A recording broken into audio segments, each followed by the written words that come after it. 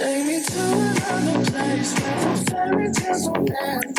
Magical land, magical land. To another place where the fairy tales don't end. Magical land. Today's guest is the former Executive Vice President of Europe for the International Council of Shopping Centers. He's the founder and managing partner of UrbanOvation, and he has an impressive career working for companies such as IBM, Disney, and many, many more. Please welcome to the show, Bill Kistler. Good morning, Bill. Welcome to the show. How are you doing? Good morning, Jens. Well, all things considered, pretty good. Pretty good. Thank you. And you? Great to have you. I'm good as well. Thank you. Sun is shining, which is a rarity these days. I'm excited. Yeah, here it's raining in Germany, so we switched the weather to London. Cool. So before we go into a lot of innovation topics, what UrbanOvation is and how you see the world as entrepreneur, let us a little bit know, who are you? What is your story? Tell us. Well, I don't want to consume the entire call because every time I try and update my resume, I realize what a Forrest Gump-like story my career has been. But it is eventually relevant to what the essence of this call is about, what you're doing with entrepreneurship and what I'm trying to do around innovation. Because if I look back on my path to how I got here, it all seems to make some crazy sense. And so I look, you can hear by my accent, I'm an American, but I've lived here in Europe for 30 years. I was raised in California, born in New York, had a kind of typical American upbringing until I was a young teenager when I moved from sunny California to Montreal. And that's relevant only in that, and this will date me, but for those who know, certainly not you, Montreal hosted the Expo, which was one of the great world expos in the late 60s. So as a young kid, I was exposed to a fantastic city. Montreal is, if you've never been there, a great place. Mm-hmm. And I was exposed to this showcase of architecture and innovation. And I would go in, I had a season's pass. I probably went 50 times to see this expo. And that's what inspired me, looking back on it as a, 13-year-old or something, that I wanted to be an architect. And that living in the suburbs of California was not how I saw my future. I loved cities. So that also turned me on to what cities were.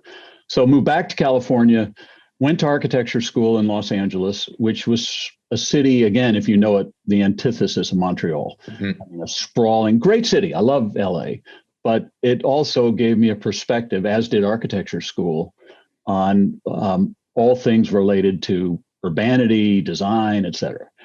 Bad news is I graduated at a time when, the current crisis, recession, et cetera, it was my first taste of what a downturn looks like. There were no jobs for architects. So I ended up going to work for IBM, of all things, as a real estate guy. So I was the client. And as a young corporate real estate guy, it gave me two things. One, an insight, IBM, into the technology world, and two, an insight into the client perspective. And I realized very quickly it was much more fun to be the client. And IBM at those days was a Medici client. And as, again, 20-something, I got to work, and some of these names won't mean much to you, but maybe others listening, I.M. Pei, Philip Johnson, some of the people I studied in school, the great architects of the 20th century were working for IBM. So I had a chance to fly around. I moved to Paris. So again, as a kid, IBM sent me to be the liaison for the European business to the US for all things related to real estate. And I got to travel around Europe on IBM's nickel and see lots of really interesting projects and cities, and decided I loved Europe. So I moved back to the States 3 or 4 years, worked for Cushman & Wakefield, did a bunch of different things. I'm still with IBM before I went to Cushman. So you can already see a fairly checkered path. Left Cushman to join Disney, of all things. Mm. And the only qualification for that was I spoke French because I'd lived in Montreal, and I was kind of a corporate guy. So I was not your classic real estate guy. They were looking for somebody that could deal with all the corporate kind of stuff that happens. And that was for the project in Paris, Euro Disney. So it was my ticket back to Europe. I came back, and this was the early 90s. Again, if you know anything about the early Euro Disney story, it was a near disaster. I mean, it opened with great fanfare and almost immediately struggled to survive.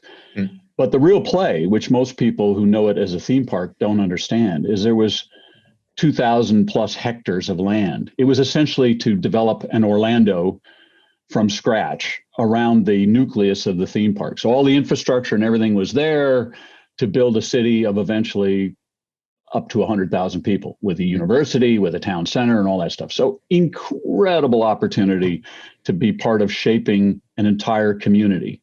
The trouble was there was no market. It was the early 90s. Disney was struggling, but it gave me, again, an opportunity to work with great architects. Disney was also a Medici client. It gave me a chance to work with government. This was a major partnership with the French government. It was one of the satellite new cities of Paris. So it turned me, reason for telling you all that is it sort of shifted me to being a wannabe urbanist. I really began to focus, instead of buildings, but the overall aggregate of what creates great community, what creates great cities. Unfortunately, the early 90s were not a happy time.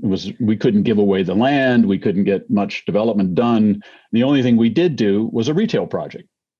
Interestingly, with Value Retail, for those who know the Value Retail story, we did a joint venture mixed traditional shopping center with a outlet center, which was the nucleus of the town center.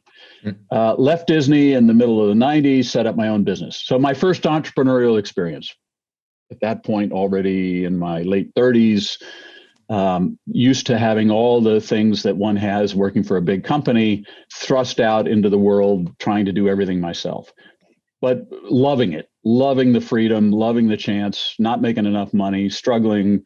Also figured out very quickly that trying to be an entrepreneur in France was a particular challenge. So that's when I moved to the UK. And I set up a business which was essentially to do what I'd done for Disney and IBM, to provide the kind of conductor of the orchestra of talent that you need as a client, the architects, the market research, the economic stuff, for other clients, for city clients, for developers, investors.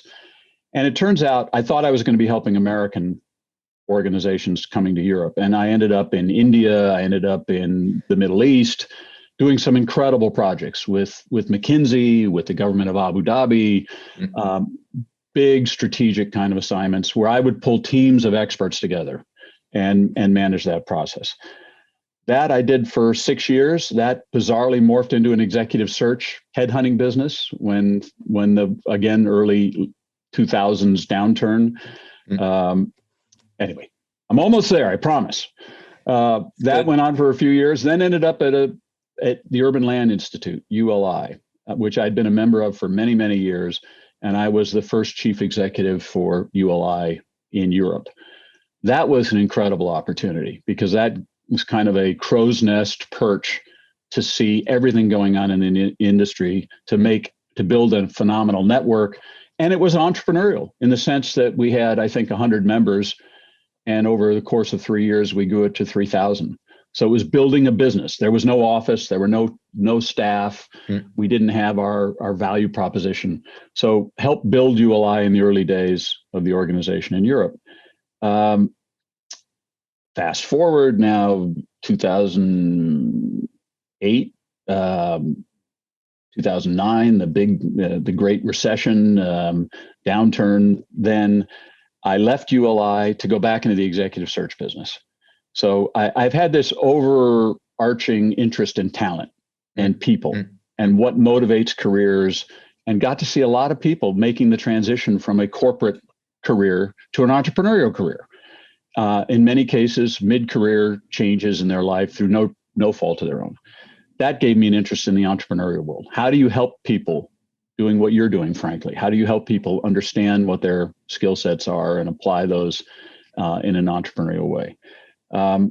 Did that for 3 or 4 years. Terrible timing. It was nobody was hiring in 2010, and then set up something which is a precursor to where we are today. So UrbanOvation is the son of something called Urban Innovation, the Urban Innovation Network, which a partner of mine and I set up, focusing on universities, focusing on creating innovation districts around universities, like MIT, Stanford, and others had done. Incredibly interesting journey, met with universities around the world. It was a struggle. What we quickly found out is to get a university to make a decision, to get a city to make a decision was a struggle, let alone pay you money. But in the process, we found out that companies like Audi and Siemens and large banks were starting to really be interested in the built environment, cities. They were major customers of those organizations. But unfortunately, I was on vapors as an entrepreneur trying to get this off the ground, and an organization called the ICSC came along. So my ULI history was valuable to them, and they needed a new chief executive for Europe. So for 4 years, I ran, again, terrible timing.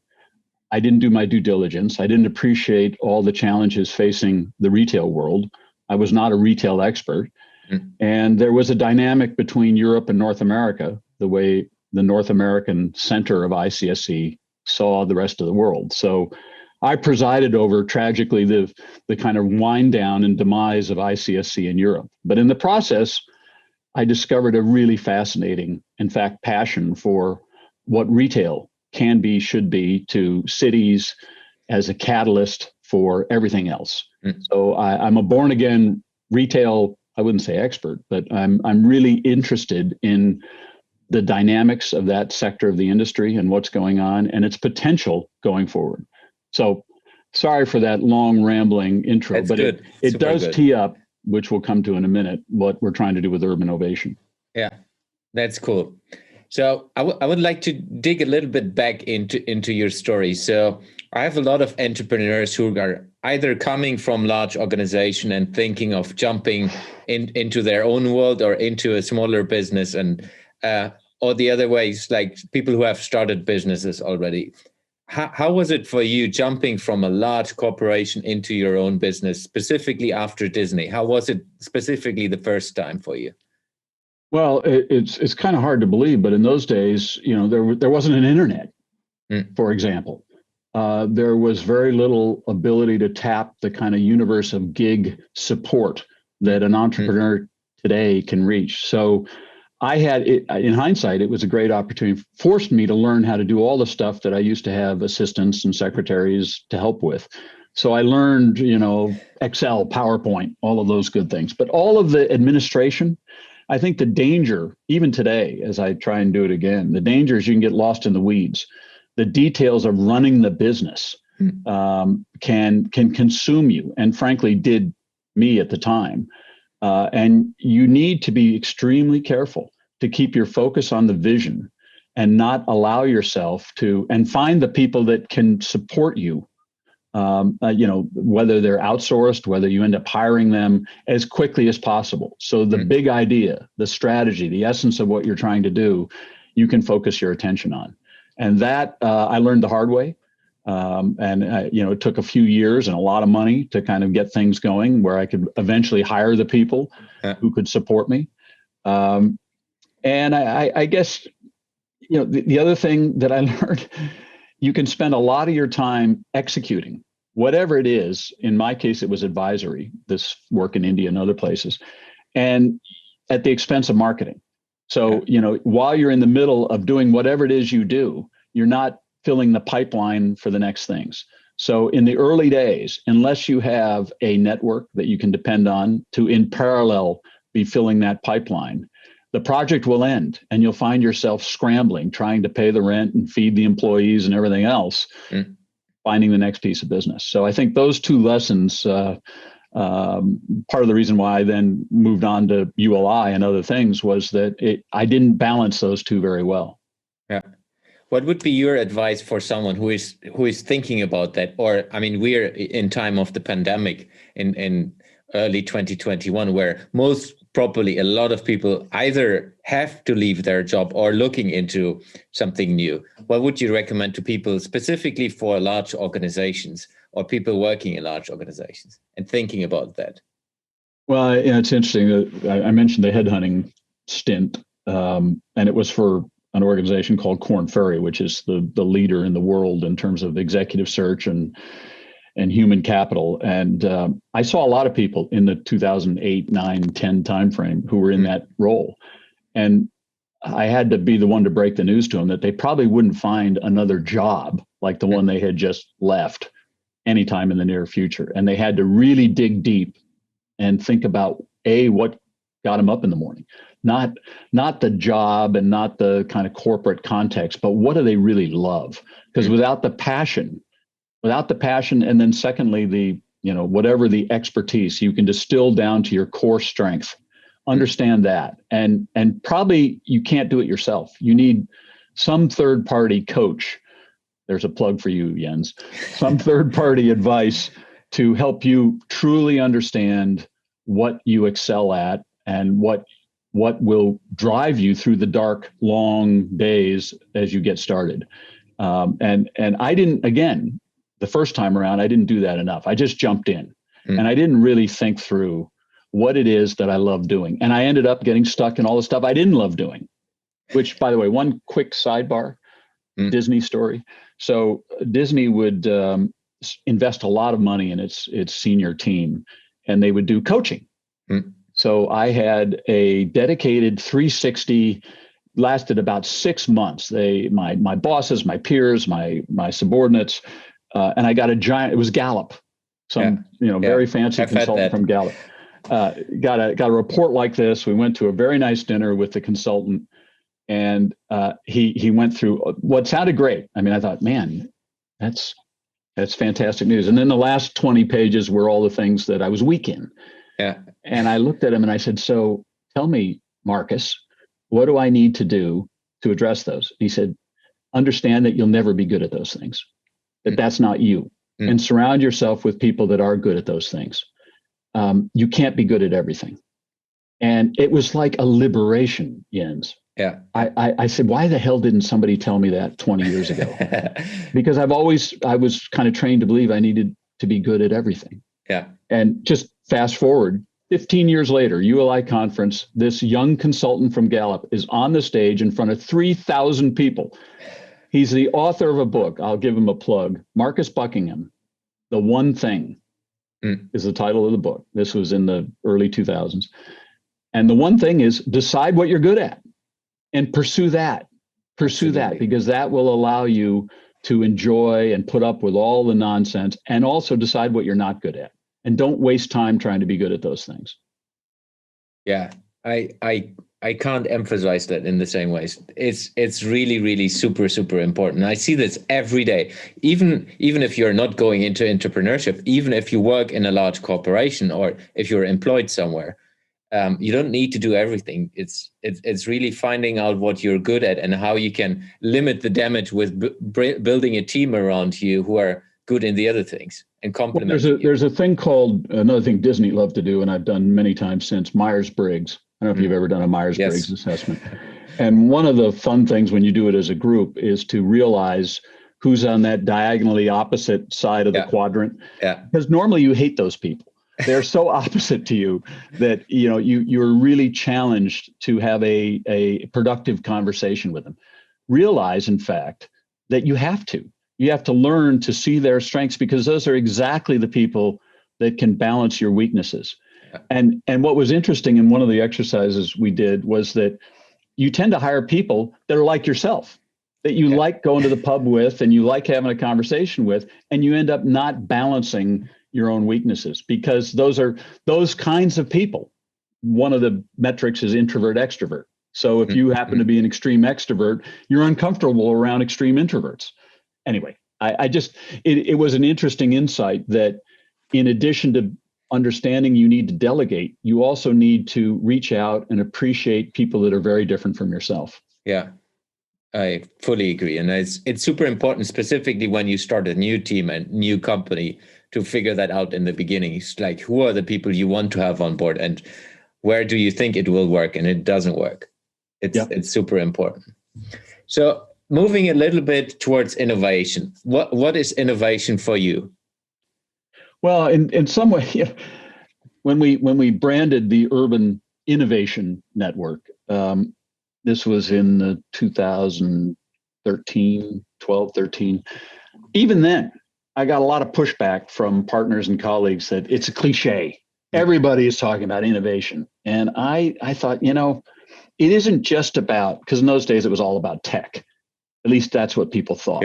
Yeah. And I don't know what book I read or who told me, but innovation is such a pervasive catalyst for change.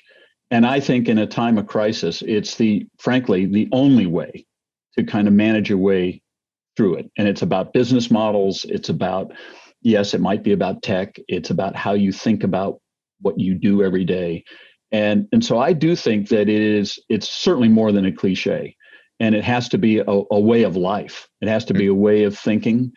And certainly when you look at the built environment, the real estate property world that I've grown up in, we haven't been terribly innovative. Yeah, there are innovative designs and buildings and ideas, but compared to other industries, and again, I started at IBM, and so I have an inner geek. I've been watching the tech world. I'm a avid reader of Wired magazine. I mean, by comparison, the property world is Neanderthal. We struggle, and partly, look, it's not a criticism. It's understandable. It's a long-term play. You make a decision about a building. It's a decision that's 20, 30, 40-year decision. You're trying to predict the future. You're making huge bets on future you can't possibly know. So you're inherently risk averse. So it's tough to be terribly innovative when you're trying to raise tens of millions of euros. You're trying to figure out what the market's going to want 10 years from now.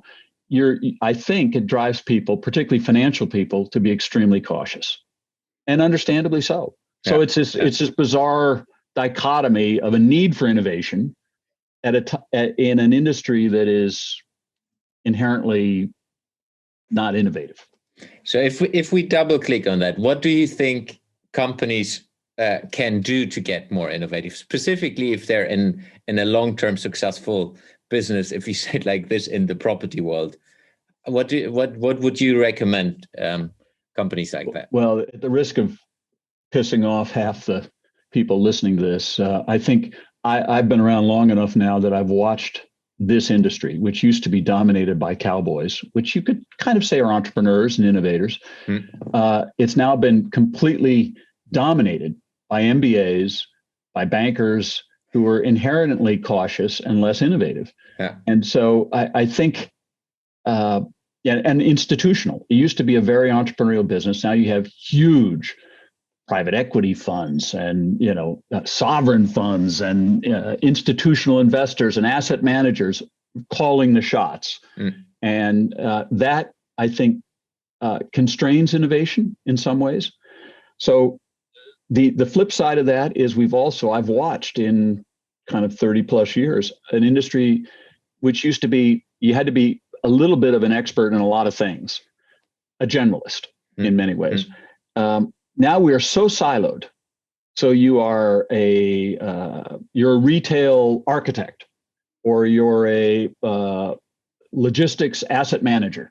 Yeah. So it's not just you're a real estate person. You are specific to a certain sector. You're specific to a certain discipline, and those silos have become so rigid that in a world which you need the kind of cross-sector, cross-discipline, inspiration, serendipity to innovate, you don't get it because you spend all your time talking to yourself. You talk to other logistics people or other retail people. And if you're a retail real estate person, you're talking to other retail real estate people, not to retailers. Yeah. And even if you're talking to the retailer, you're talking to the real estate person within the retailer.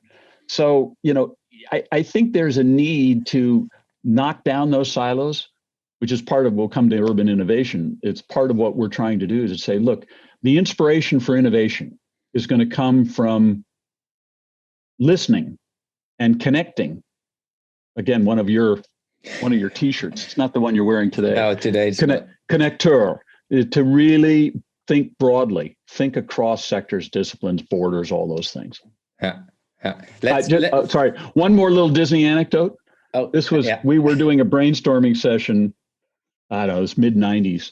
And we had some guy who had a beard down to here and, crazy, the Imagineers, if you've heard of Disney Imagineering. Yes. The I even know some.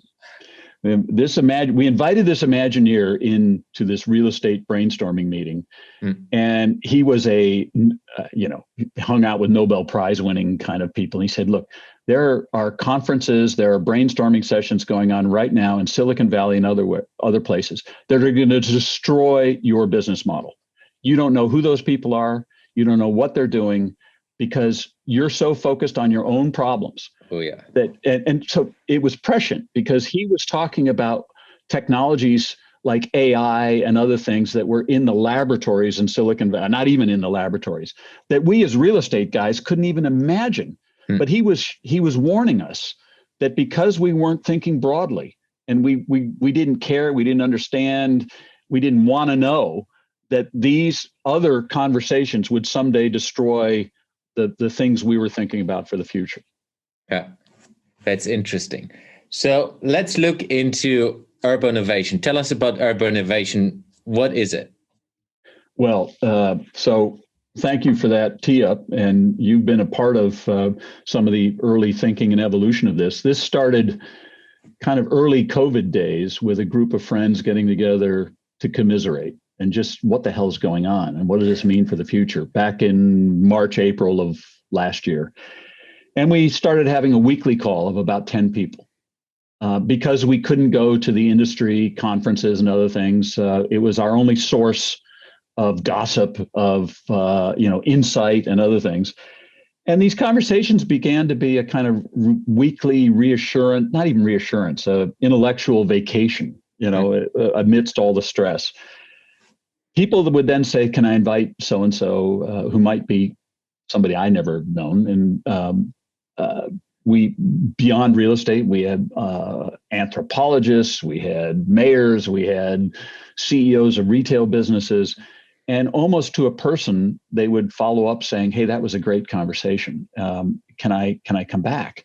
So about middle of the summer, we started thinking, maybe there's more to this, particularly with not the demise, but the struggle the legacy organizations were having, the ICSCs, the MAPIC and MIPIM, for those who know the property world, the big events and big conferences, those were just not happening. Yeah. And they were all trying to shift online to continue their business model, but doing it with the kind of legacy constraints. They weren't being innovative or entrepreneurial in how they thought about the change that was happening in the market. So one thing that I heard and learned from all these calls was that the candor, intimacy, Chatham House conversation, the diversity of perspective was what made them special. And I think what people valued. So how could we replicate, scale that?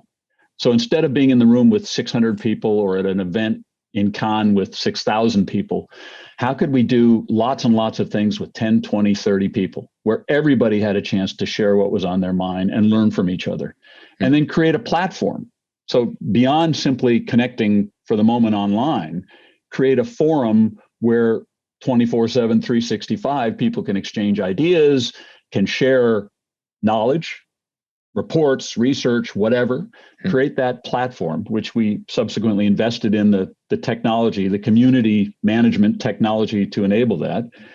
And then start thinking about, okay, well, let's assume we could someday have several thousand people who have much more control over the specific group community within the community that they want to connect with, but benefit from the broader community. How can we then say, look, there are a lot of people out there who, through, as we talked about before, no fault of their own, are looking for something else to do. So think Hollywood talent agency model, that there are, whether you're an asset manager or an architect or an investor, you need help and you're trying to be an entrepreneur. How do you create a website? How do you define your value proposition? Who's a good coach? Who can help me with all this? Create a platform to showcase that talent, to create opportunities, because the thing you need most is to extend your reach, your Rolodex. How do I find opportunities to showcase what you're capable of doing? So as opposed to, say, LinkedIn, where Jens can say, I walk on water, I'm the greatest thing in the world, and nobody knows whether that's true or not. Bet use some of the executive search and recruiting and other things to say, is Jens really who he says he is? Can he really deliver what the promise is? Mm-hmm. So then be able to say to the client, introduce Jens to an opportunity and say to that client, we know that Jens can do what you need to get done. So essentially, again, coming back to the talent agency model, flip the recruitment model on its head. Instead of representing the client who is hiring, engaging the talent, represent the talent itself.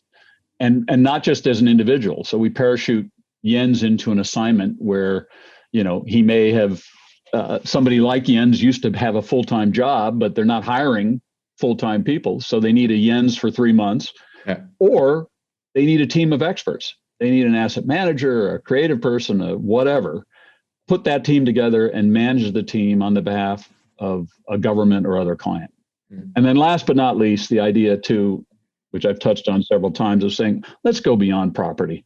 Let's get what I found at ULI and what I found at ICSC and other the big industry events. It's a bunch of property people talking to each other. And we would struggle to attract the customer, the tenant, the retailer, the office occupier. Let's create a place where the technology providers, the people who are going to disrupt our business model 5 years from now or next year, let's create a place where we can have meaningful conversations about what's going on in the tech world, what's going on in the people who need place, physical place, and have those kinds of open conversations. So we're not siloed in the bricks and mortar world. We're connecting the virtual and the physical. Yeah. So if you think like, okay, I'm a big retail company. That sounds interesting. How could they engage with you? What could they think about? Well, we're as you know, we're soon to launch this platform I'm describing, and it's a little bit of drawing you on the sword. First, you participate in what we've been calling reality checks and forums and a variety of different virtual ways to engage and get a taste of what this community I just described is all about. And then to say, look, it's a subscription-based model, so that you, in order to continue participating and access the knowledge and connect with the other people around the world, you need to pay what would be roughly equivalent to a magazine subscription to just be part of the community. If you then want to have access to and be a part of the agency, you want to find opportunities for what you're able to do and make money in the process, you need to be vetted. You pay more for that privilege because there's a much greater benefit. Mm-hmm. So you apply. Not everybody can just say, look, I want to join that expert pool. You have to prove that you're capable, and you have to pay for the added effort on our part to do the vetting, to showcase what you're capable of doing. Yeah. Then I could think that might be as well interesting for, let's say, companies who have opportunities and might search for the right fit, and instead of just going the old way, and they've heard about UrbanOvation, how could they approach that? Well, again, we're not just targeting individuals, and I think you've been on some of these calls. We have large and small businesses who also have lost the opportunity that they once had at large industry events to showcase what they're capable of, and to access talent. Because a lot of what happens at big industry conferences, not so much in the big hall, but at the bar at midnight, is that you exchange business cards, and that may or may not turn into an opportunity or a job in the future. So being able to make those connections and say, hey, this guy Jens on the call yesterday was really interesting. How do I connect with him? And steer those people who are looking for talent, who are looking for expertise, to this pool of capabilities. Make it a searchable. They can find the solution to their need and connect through the platform to get that expertise. Yeah. And I think it's fair to say, because I have been part of a couple of calls in the last year and this year already, it's already happening. I mean, that's nothing which you're orchestrating in the future. Even in the existing calls, let's say the prototyping calls you did over the last year, it's happening. There are things happening where people work with each other, building businesses together, and so on. I think there's definitely something in it from a value perspective that's interesting already today. Well, Jens, I have to credit you for part of it. You've opened my eyes to the fact that No, seriously, I think the notion that our role is not as an organization to be the experts, but to be the connectors, to be the platform which enables an efficient, cost-effective way for people to connect with opportunity, whether they're a small business or whether they're an individual, and simply provide that neutral platform, that enabling platform that has the tools and has the activities. So again, you weren't there. I think you patched in virtually, but after several of our virtual connections, we had back in when we were set free briefly, we had a physical meeting with about a dozen people who had been on a call. I thought they were all old friends and they'd known each other a long time. And I was astonished when some of them walked into the room that they would say, "Oh, you're taller," or "You look older," or they had never met before. But after a couple of calls, they had developed a relationship and an understanding of each other. And I then found out that people would call me and say, "Hey, can you give me so-and-so's email address or phone number? Because I think I have an opportunity they could help me with." So I think providing a more, I hate the word formal, but a more structured way that activity can occur for compared to the cost of spending 3 days in some wonderful place and a plane ticket and a hotel and having, hundreds or thousands of people, 95% of whom are irrelevant to you, curate the mix of people so that the 20 or 30 people are highly relevant to each other as buyers or sellers of whatever service, expertise, product. Create that curated environment that's managed where people can do business together. Then one thing we discussed, and I don't know if you want to speak about that public already, like the different themes you have been thinking about. Well, sure. I mean, I think so that part of the beauty of the platform technology we've invested in is that it allows, as I touched on, these sub-communities, which we're calling forums. So, for example, I don't know if you've been on one of the Future Places forum, which is essentially the creatives. So it started with a couple of architects, and they've now invited a whole range of different perspectives into this smaller group of roughly 50 people. So we have a capital markets forum, we have a urban technology forum. In fact, Tuesday we have a climate change forum. And so we get somebody to champion the discussions, to kind of curate the mix of people. We then leverage their network. So the guy who's hosting the climate change discussion is a former EU, he's been very involved in sustainability and climate change initiatives. He's got a phenomenal network of experts in the built environment related to climate change. So we have a great group of people that will get a taste of this unique exchange of ideas. And we see that potentially growing to literally dozens and dozens of these kinds of forums, which are issue or sector focused, but at the same time, to avoid the idea of a silo, being able to do joint events, to share between the forums, to have an exchange on the broader platform of what are the most interesting outcomes, the most interesting nuggets of inspiration that have come out of the climate change discussion that are relevant to everybody else.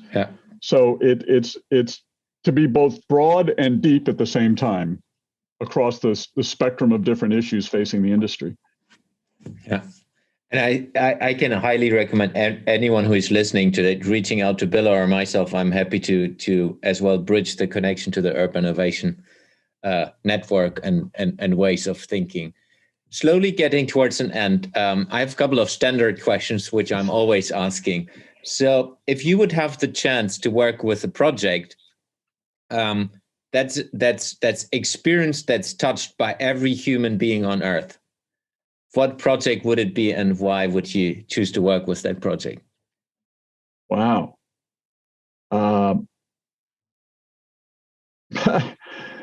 Look, I part of what I'm excited about through all the incredible challenges we face that have been brought to the fore thanks to the current pandemic is that I think we are truly at a tipping point, and that the tipping point relates to everything I'm interested in. The notion of the built environment and what is place.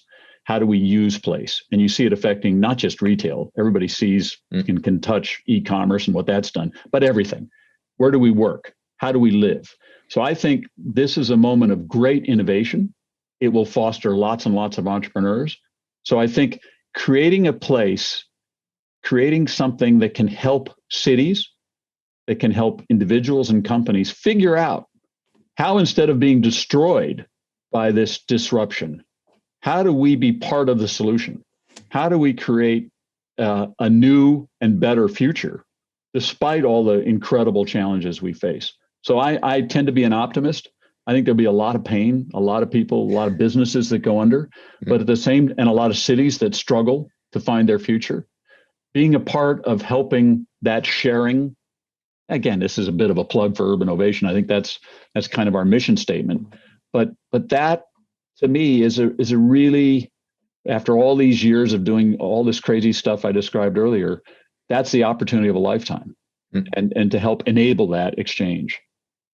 Yeah, love it. So looking forward, where will you be in a year from now? And you can take it either way or both, like personal and or business wise. Well, time is flying. I'm depressed when I look back a year at all the dreams I had a year ago of where I thought I'd be now. So I'm trying to be a little bit balanced in not being overly ambitious. I know you have ambitious goals. I have equally, maybe not equally, but very ambitious goals for building the UrbanOvation Platform. I would like to see us as an entity, as an organization, having a lot of fun. And first and foremost, nice to make money. I mean, we all have to eat, but I think making it an enjoyable experience for not just myself and trying to build this thing, but for everybody who participates in it. So I'd like to be that. I'd like to be having some fun, working hard, but enjoying it every step of the way. And oh, by the way, incidentally, making money in the process. So I do think there's a business opportunity in all this. But I think more importantly, it's a chance to indulge the passion I described early in the conversation. Yeah. How do you keep yourself up to date? What are the different sources of information you gather and you build your opinions on? It's interesting you say that, because I think we're all just absolutely overwhelmed. I can't even get through my inbox every day by all of the newsletters and other stuff that's out there. Part of I'm trying to convince myself, I hope I'm not delusional, that part of the value of the calls we've been having is you get the real scoop.